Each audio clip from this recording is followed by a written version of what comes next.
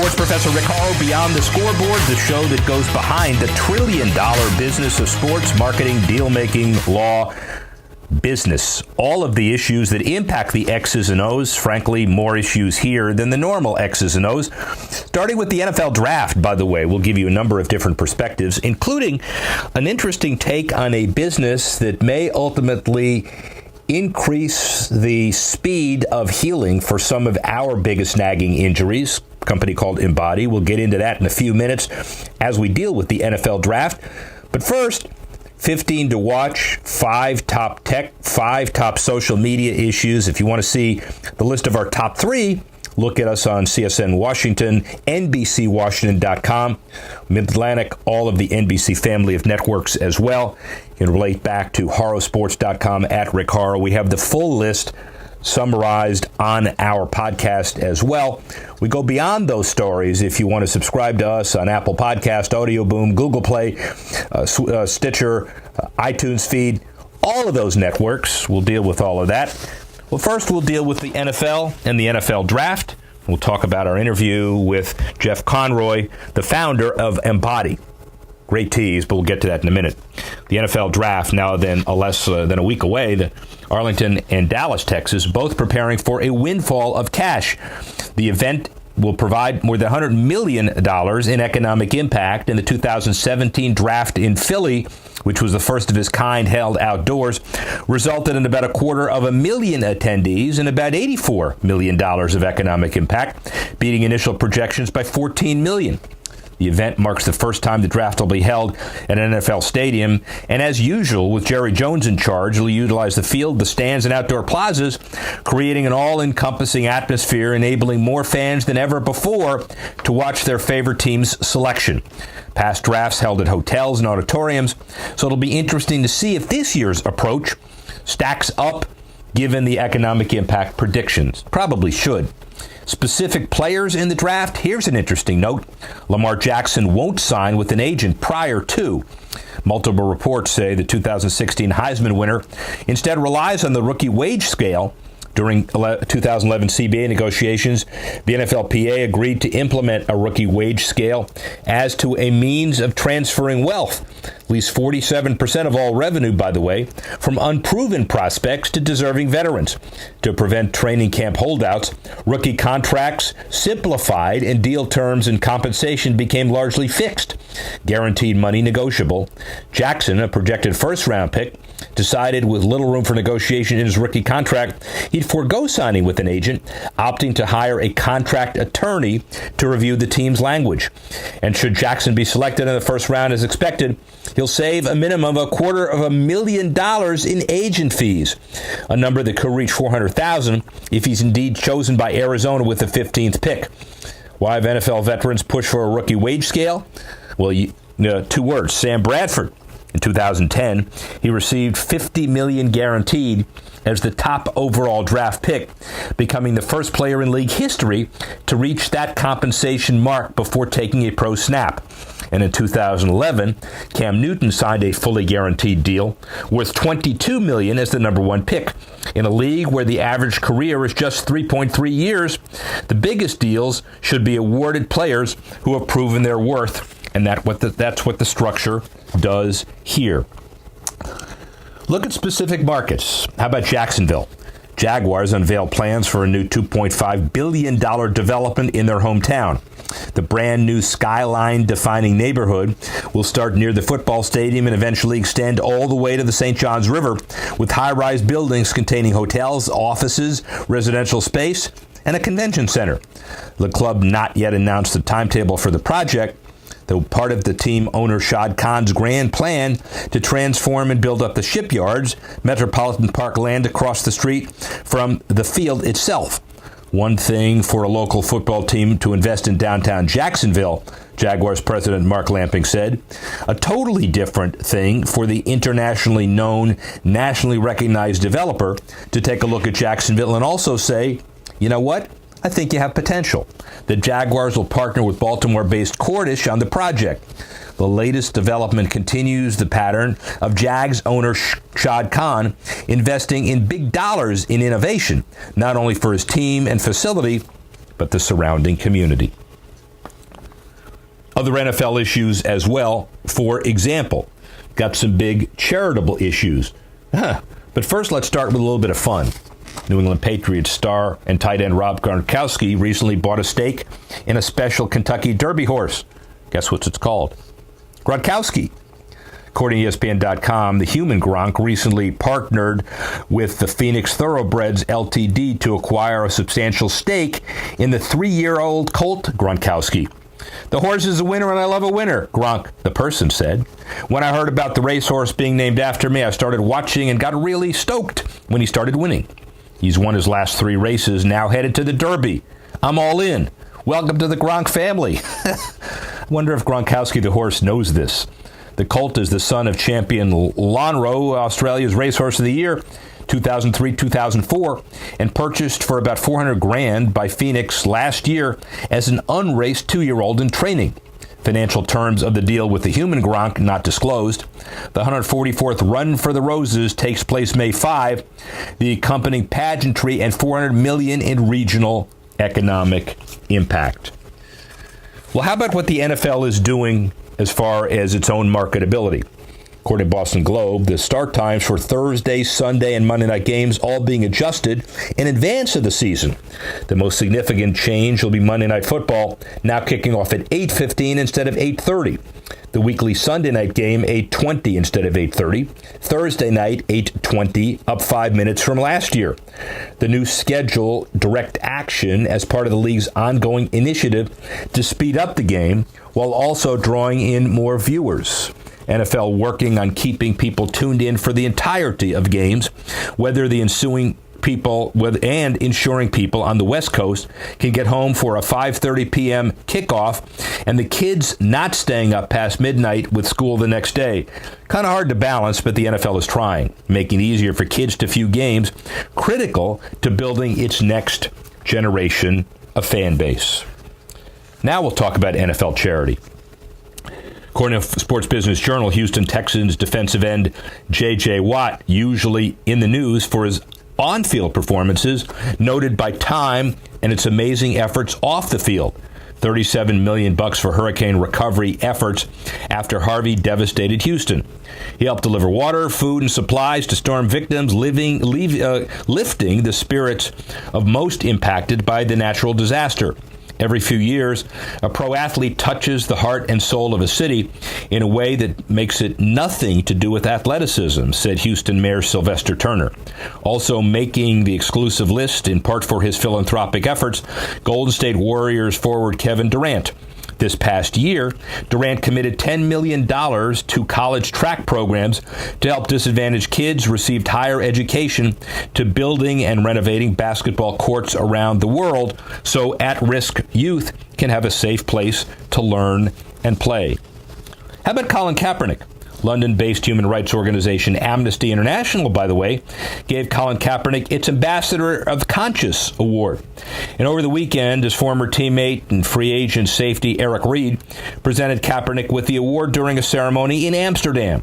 According to the Associated Press, Kaepernick said racialized oppression and dehumanization is woven into the very fabric of our nation, the effects of which can be seen in the lawful lynching of black and brown people by the police and the mass incarceration of black and brown lives in the prison industrial complex. Pretty strong words, but obviously he is incredibly intense. Well, the draft is coming up, and we've got another perspective on it. Much of it talks about character, performance, but it's hard to predict the future. And it's even harder to predict recovery from injury and how expedited it can be, especially if you're out with ostensibly season-ending injuries like Achilles tears and rotator cuff tears as well.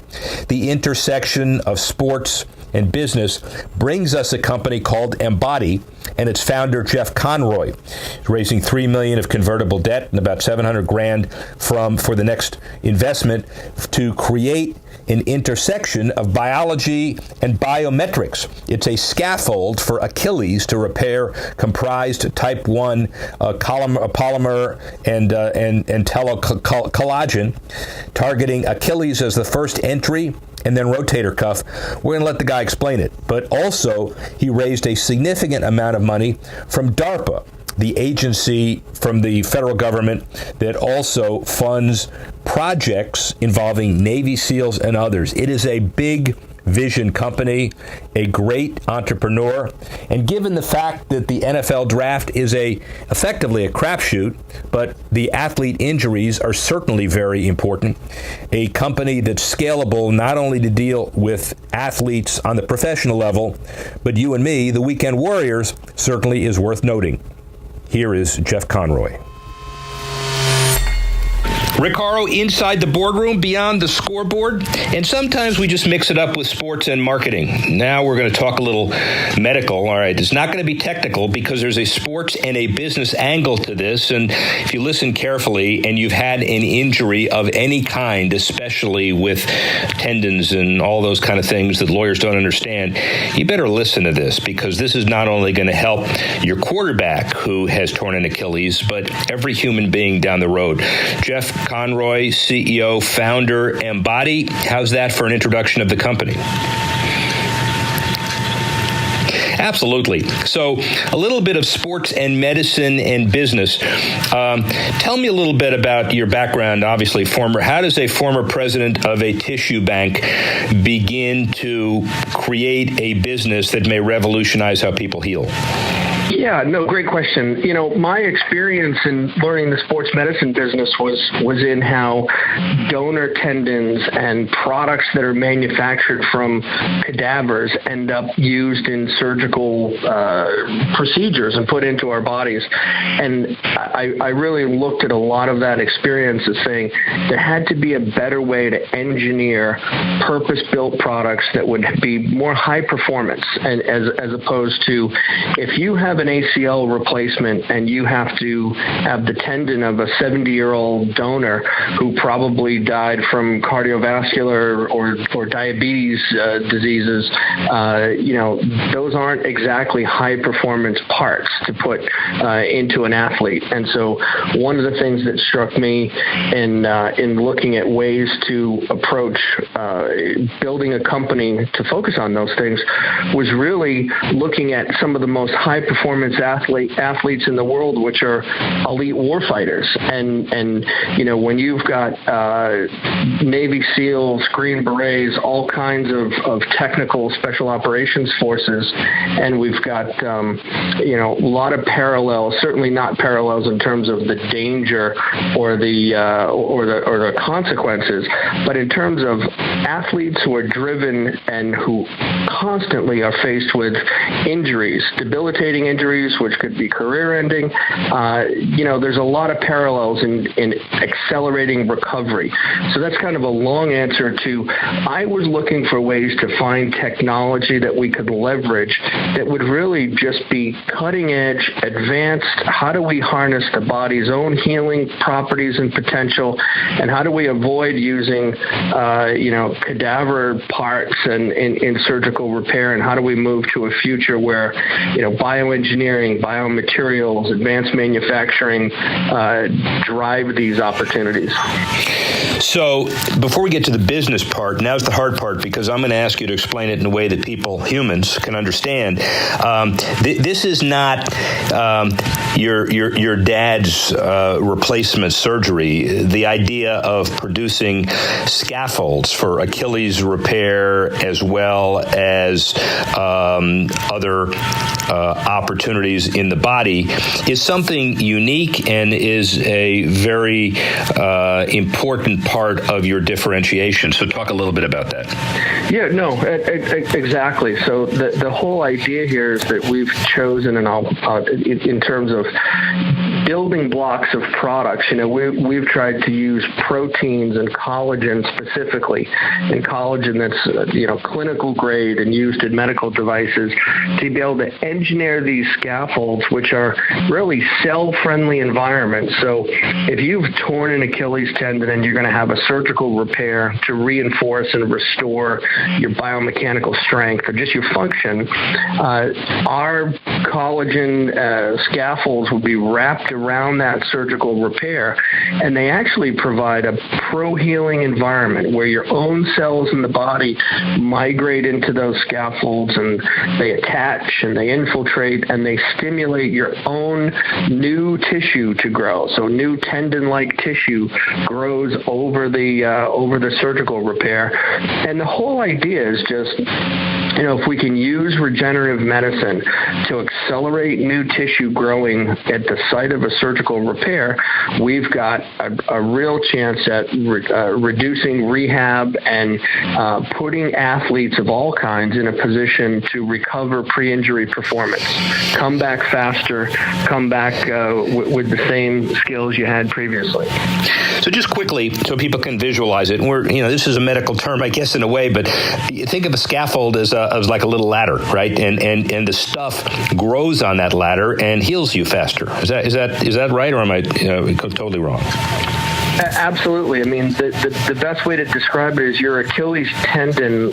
Your Achilles looks like a bundle of dry spaghetti. All high performance fibers all running in the same direction. So we build a scaffold out of microfibers that are aligned in the same direction, and we wrap it around in that surgical repair. And it really is when the native cells in your body find that scaffold, they're in a familiar environment, so they don't turn into scar tissue. They're stimulated to stretch and turn into new tendon-like tissue.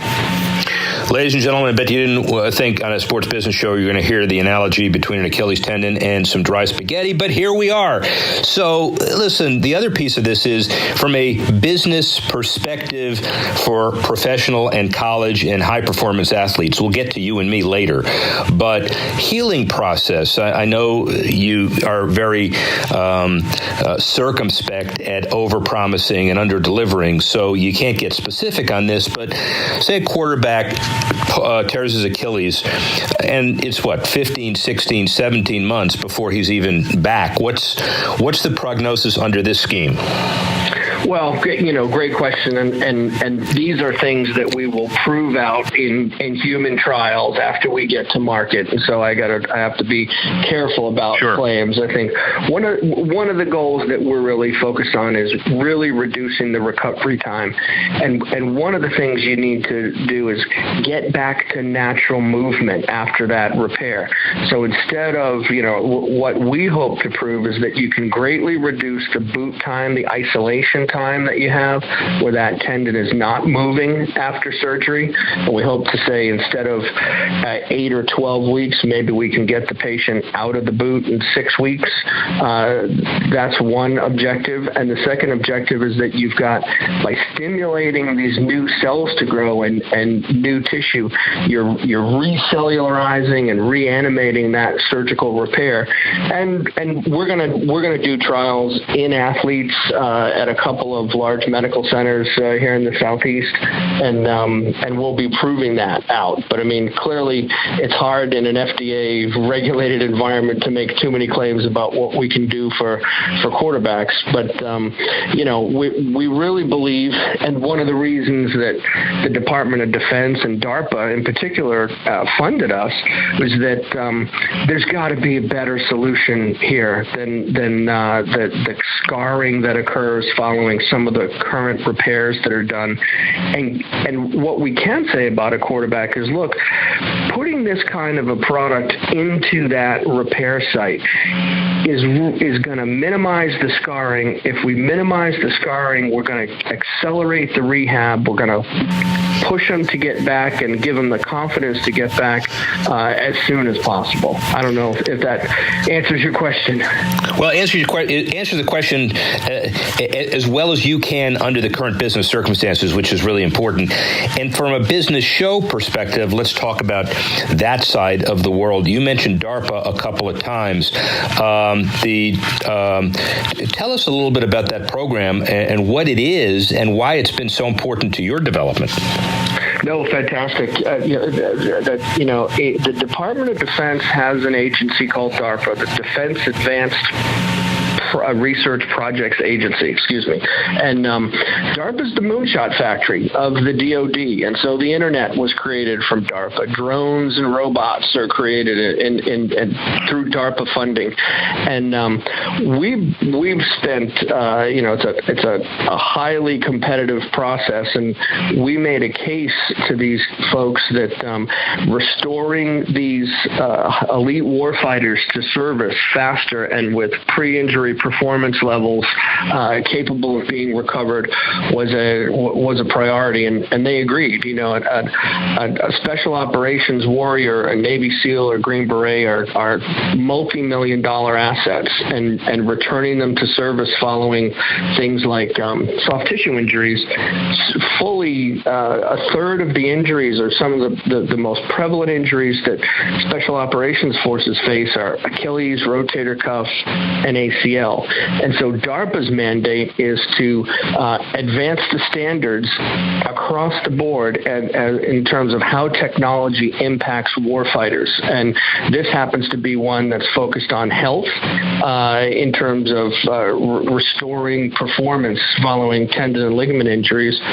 We're funded under a program called Atoms to Products, which is really looking at things at the nanoscale and engineering solutions, and really lots of smart physicists and biologists and biomaterials experts, both in DARPA and on my team, who've had the chance to collaborate. So it's been a fantastic experience.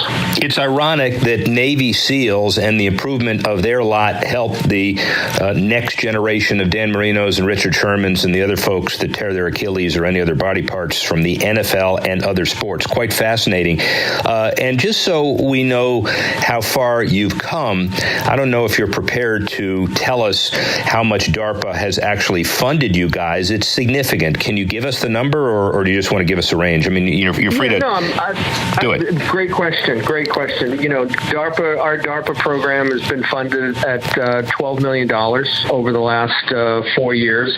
We still have another year and a half to go of that funding. We've been very successful in raising some other grant funding, several $1 million through some programs in the state of Virginia. And we're also working with the Army, we're working with the Navy, we're working with some NIH groups, and all kinds of ways to put together non-dilutive funding. And then on the investment funding side, we continue to raise money like any small startup looking to become a growth stage company. We're effectively constantly raising funding, and we just started at the beginning of this year, and it's been going very well.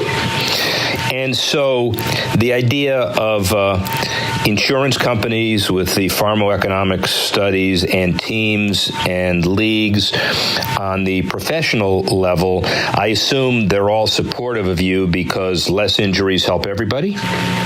Oh, absolutely. And player health is a priority. I think we, in the YouTube or Instagram or constant media is constantly available.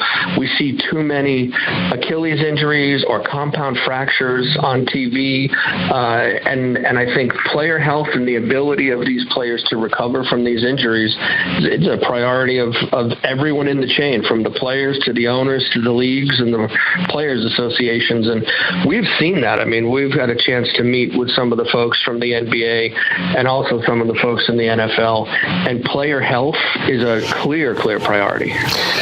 Final question or set of questions that I think everybody wants to know is, assuming successful scaling, when is this technology available for the general public and the weekend warrior? At what extent, and how long will it take?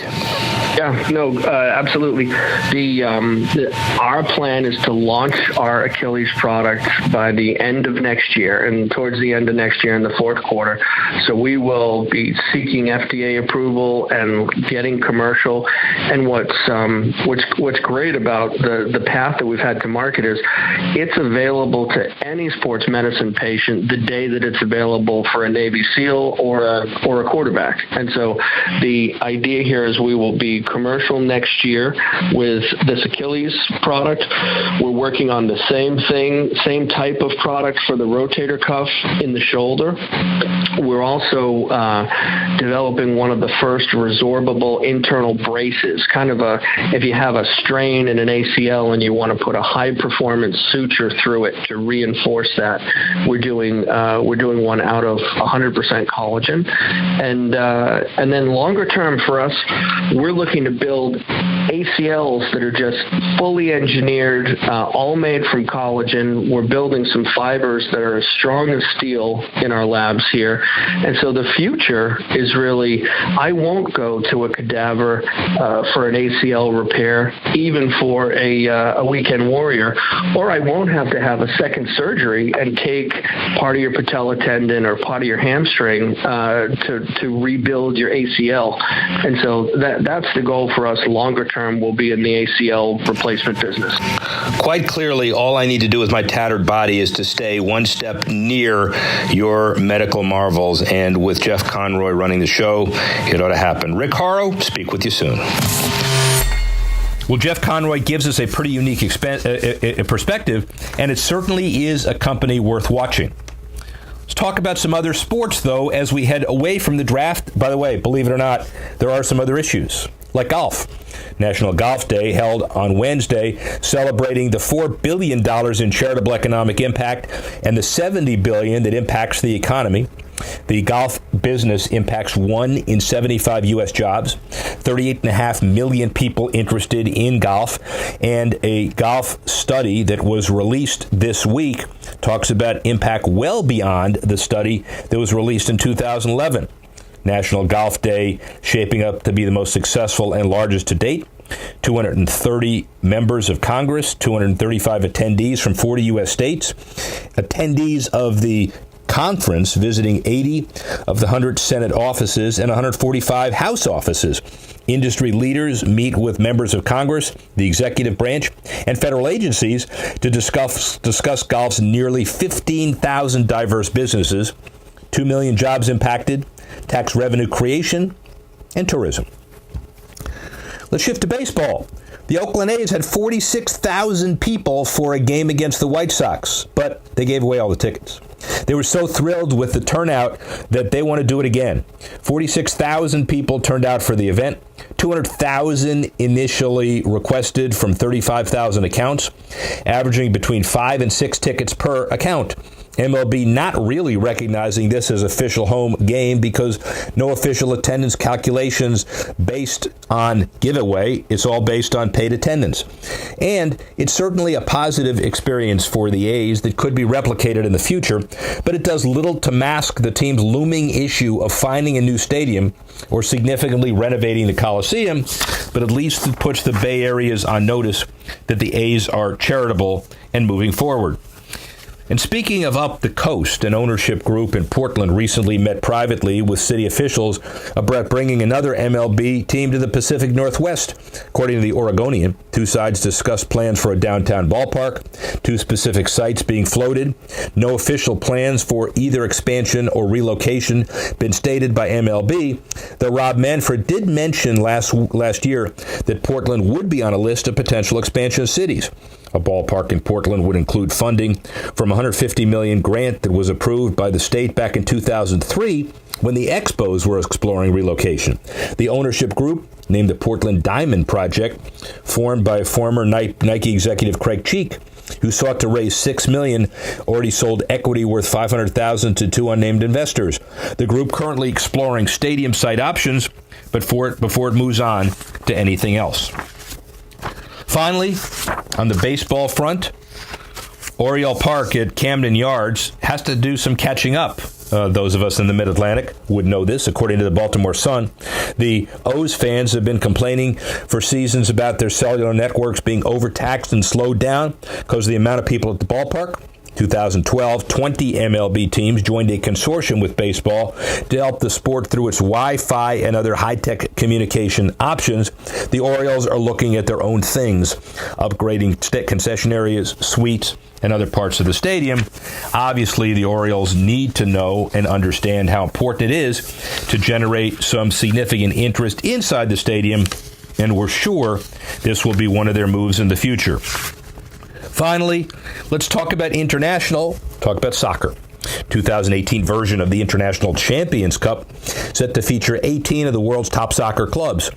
According to published reports, each of the 18 teams play 3 games across the United States, Europe, and Singapore, matches starting merely days after the 2018 World Cup final in Russia. Some of the USO stadiums, Hard Rock in Miami, Rose Bowl in Pasadena, MetLife in New York, and Michigan Stadium in Ann Arbor. Of the clubs traveling around the world to play the exhibition tournament, Spanish clubs Real Madrid, Barcelona, Juventus, and AS Roma from Italy, Man City, Man U, Chelsea, Liverpool from England. Last year's group of 15 combined for a market value of nearly $9 billion, while this year's number is certainly higher with more clubs involved.